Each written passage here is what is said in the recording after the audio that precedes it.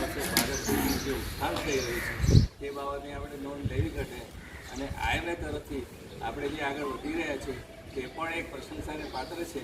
આપણા IMA hall માટે પણ નવી જગ્યા લઈને નવી હું તો એવું માનું છું કે બાંધીને સારામાં સારું બનાવીને એક આખા દેશનો દાખલો પુરવાર કરીએ તો લેખે લગાશે અને આ સ્વતંત્ર દિવસ ઉજવાયેલો ગણાશે.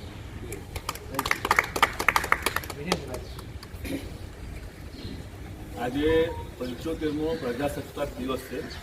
3 વર્ષ પહેલાં સ્વતંત્રતા દિવસ 75મો હતો. આજે 75મો પ્રજાસત્તાક દિવસ છે. જી ભણેલા હશે તો બી આજે ગૂગલમાં સર્ચ કરતાં બધું જ જોવા મળી જશે.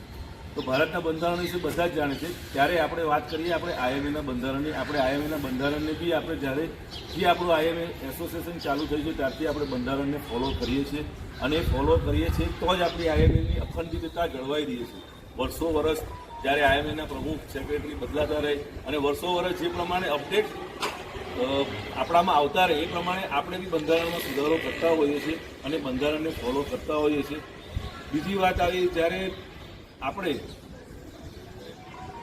ઇન્ડિયન મેડિકલ એસોસિએશન આમ જોવા જઈએ તો ભારત એ દુનિયાની સૌથી મોટી લોકશાહી છે. જ્યારે ઇન્ડિયન મેડિકલ એસોસિએશન ભારતનું સૌથી મોટું એસોસિએશન અને એના આપણે આ મેમ્બર એટલે આઈએમએ મેમ્બર તરીકે આપણી એટલી જ લાગણી અને આપણી ગર્વની આપણે લાગણી અનુભવતા હોઈએ છીએ. અને આ આપણી બિલ્ડિંગ જે છે તે લગભગ 83 વર્ષ જૂનું છે અને આજે જોવા જઈએ તો કદાચ આપણે નેક્સ્ટ વીક આ સેલિંગ થઈ ગયેલું છે તેનો દસ્તાવેજ પણ થઈ જશે. પછી આપણે આ બિલ્ડિંગ વેકેટ કરીશું. કદાચ આવ્યો આપણે આ ફ્લેગ હોસ્ટિંગનો કાર્યક્રમ આ બિલ્ડિંગ માટે આપણે કદાચ છેલ્લો હશે. નવા બિલ્ડિંગમાં આપણે નવું બિલ્ડિંગ જેવી રીતે યોગેશભાઈ કીધું એ બની જ જશે અને ત્યાં આપણે ફ્લેગ હોસ્ટિંગનો કાર્યક્રમ કરી શકીશું. તો અત્યારે જે આઈએમએ હેડક્વાર્ટરે આ અખંડિતતા જાળવવા માટે અને એકતા જળવાઈ રહે અને આપણું એસોસિએશન લાંબામાં લાંબુ મોટામાં મોટું બને એના માટે આઈએમએ મેમ્બરશીપનો ડ્રાઈવ પણ ચલાવેલો છે. તો આ ડ્રાઈવમાં આપણે જેટલા બી મેમ્બર્સો અત્યારે એક્ઝિસ્ટિંગ મેમ્બરો છે તે બીજા ડૉક્ટર્સો જે મેમ્બર નથી અને એને મેમ્બર બનાવે અને સભ્ય બનાવે અને આપણું એસોસિએશન મોટું કરે અને આપણા ભારતનું બી એક પ્રકારનું એક ગર્વ અને ભારતની અખંડિતતા બી જળવાઈ રહી છે.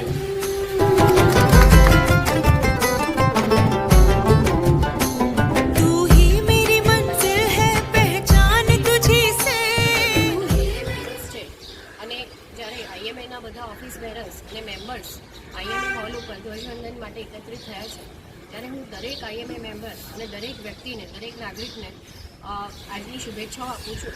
ખાસ કરીને ઇન્ડિયન મેડિકલ એસોસિએશન સુરત અને નેશનલ લેવલની જો વાત કરીએ તો આજે દરેક ડૉક્ટરને એક જ મેસેજ આપીશું કે નો ડાઉટ આપણે આઝાદ થઈ ગયા, આપણે આઝાદી બહુ જ પ્રિય છે, પણ આ સમયમાં આપણે ઇન્ડિયન મેડિકલ એસોસિએશનના ડૉક્ટર્સે બધા એકત્રિત રહેવાની જરૂર છે. સૌથી વધારે ઇમ્પોર્ટન્ટ છે તો આપણી યુનિટી છે.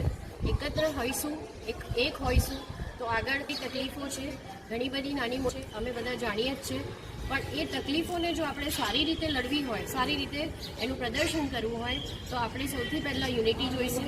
અને બીજી વસ્તુ એક મેમ્બરશીપ.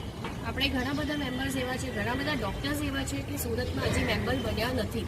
તો એક અપીલ કરીશ કે આ સમય અત્યારે નેશનલ બોડી તરફથી બી 25% ડિસ્કાઉન્ટ છે, સ્ટેટ બોડી તરફથી બી છે અને સુરત બોડીએ બી ડિસ્કાઉન્ટ ડિક્લેર કર્યું છે. તો આ સમય છે કે આપણી આજુબાજુના જે પણ એમબીબીએસ તથા એમડી અને એમએસ ડૉક્ટર્સ છે એને આપણે પ્રેરિત કરીએ કે હમણાં જ આ વીકમાં જ આઈએમએ મેમ્બર્સ બને. આઈએમએ મેમ્બર્સ હોઈશું. આપણને ખ્યાલ છે કે આઈએમએ દેશનું મેડિકલ એસોસિએશન સૌથી મોટું એસોસિએશન છે. ઘણી બધી વખત ગવર્મેન્ટ બી આઈએમએ સાથે વાટાઘાટ કરે છે. તો કેમ આપણે આપણા એસોસિએશનને સ્ટ્રોંગ ના બનાવીએ? અને કોઈ પણ એસોસિએશનની સ્ટ્રેન્થ એની મેમ્બરશીપથી હોય છે કે નહીં, એની એક્ટિવિટીઝ ઇમ્પોર્ટન્ટ છે, પણ જો મેમ્બર્સ નહીં હશે તો આપણી કોઈ સ્ટ્રેન્થ નથી. એટલે આટલી જ વાત કરીશ અને આઈએમએ સુરતને ડેફિનેટલી એક સપોર્ટ જોઈએ તમારા બધાના પાર્ટિસિપેશનથી. આપણે સરસ સ્પોર્ટ્સ એક્ટિવિટી કરી રહ્યા છે, ઘણી બધી એક્ટિવિટીઝ કરી રહ્યા છે. તો એ એક્ટિવિટીઝમાં તમે પાર્ટિસિપેટ કરો, એકબીજાને મળો, પ્રોબ્લેમ્સ ડિસ્કસ કરો અને સાથે સાથે ખાલી ફ્રીડમ માટે નહીં પણ એસોસિએશન માટે આપણે એસોસિએશનને શું આપી શકીએ. માની લો કે નવું બિલ્ડિંગ બનવાનું છે આઈએમએનું, તો આપણે નવી બિલ્ડિંગમાં શું કોન્ટ્રીબ્યુશન કરી શકીએ એના વિશે બી વિચાર કરીએ. એસોસિએશન તરફ ખાલી લેવાની વૃત્તિ નહીં પણ આપણે એસોસિએશનને શું આપી શકીએ એનો પણ આપણે વિચાર કરવો જોઈએ.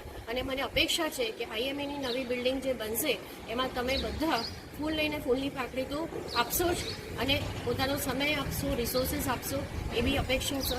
ધન્યવાદ. Good morning. Happy Republic Day to all of you. આજે ખૂબ ગર્વની વાત છે કે ઇન્ડિયન મેડિકલ એસોસિએશન દેશનું એક ખૂબ જ આગવી ઓળખ ધરાવતી સંસ્થા કે જેના માધ્યમથી આજે આપણે અહીંયા ફ્લેગ હોસ્ટિંગમાં જે કાર્યક્રમ યોજ્યો છે, કદાચ આ બિલ્ડિંગ કે જે ખરેખર સુરતની એક ઐતિહાસિક ઇમારત કહી શકાય, વર્ષો પહેલાં સાપોર એરિયામાં સ્થપાયેલી આ ઇમારત અને એની ઉપર કદાચ આજે છેલ્લી વખત આ ધ્વજવંદનનો કાર્યક્રમ યોજાયો એ ખૂબ જ ગૌરવની બાબત છે. આપણે સૌ જાણીએ છીએ કે દરેક સંસ્થા પ્રગતિશીલ હોય છે અને પ્રગતિ કરતી રહે એવી દરેક સંસ્થાની અપેક્ષા પણ હોય છે.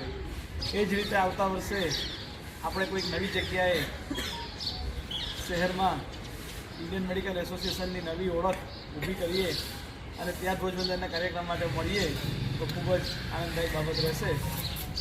બીજી એક અપીલ છે કે ઘણા બધા ડૉક્ટર્સો ઇન્ડિયન મેડિકલ એસોસિએશનના મેમ્બર્સ નથી, તો આ અઠવાડિયામાં જે ડિસ્કાઉન્ટ મેમ્બરશિપ ડિસ્કાઉન્ટ સ્કીમનો જે લાભ એ લોકો લઈ આપણે કોઈક નવી જગ્યાએ શહેરમાં ઇન્ડિયન મેડિકલ એસોસિએશનની નવી ઓળખ ઊભી કરીએ અને ત્યાં ધ્વજવંદનના કાર્યક્રમ માટે મળીએ તો ખૂબ જ આનંદદાયક બાબત રહેશે. બીજી એક અપીલ છે કે ઘણા બધા ડૉક્ટર્સો ઇન્ડિયન મેડિકલ એસોસિએશનના મેમ્બર્સ નથી, તો આ અઠવાડિયામાં જે ડિસ્કાઉન્ટ મેમ્બરશિપ ડિસ્કાઉન્ટ સ્કીમનો જે લાભ એ લોકો લઈ શકે એવી બધાને અપીલ કરું છું. અને ફરી આ સંસ્થા કાયમ માટે પોતાનું આગવું સ્થાન ધરાવે એવી શુભેચ્છા સાથે હું વિરામ આપું. સંશોધનમાં પ્રજાસત્તાકની તમને શુભેચ્છા. મારો દરેક સભ્યોને એક વિનંતી છે કે હવે આપણે નવા બિલ્ડિંગમાં જેમ બને જલ્દી શિફ્ટ થઈએ અને આપણે નવા હોલમાં જઈએ અને આપણે એક એવો હોલ બનાવીએ કે જે આખા આઈએમએ એના વખાણ કરે અને કે સુરત બધી રીતે આપણે જે આગળ વધી રહ્યું છે, સાયન્સમાં વધી રહ્યું છે, શિક્ષણમાં વધી રહ્યું છે, મેડિકલ ટુરિઝમમાં આગળ વધી રહ્યું છે, એ પ્રમાણે આપણા એવું આપણે હોલ બનાવીએ અને આપણા આઈએમએના સુરતને આપણે ગોઠવાઈ રહી જાય એવું શુભેચ્છા. Good morning to one and all. Happy 75th Republic Day to all. I only want to say, stay strong. We are proud of our 83-year-old IMA building where we are hoisting the flag today. And this is maybe for the last time. Growth is essential, and so we are also growing. IMA is also growing, and will step into a new IMA hall and a mall next year. So be united. Unity is only our strength. जय हिंद, जय भारत. ऐ वतन वतन मेरे आबाद रहे तू, ऐ वतन वतन मेरे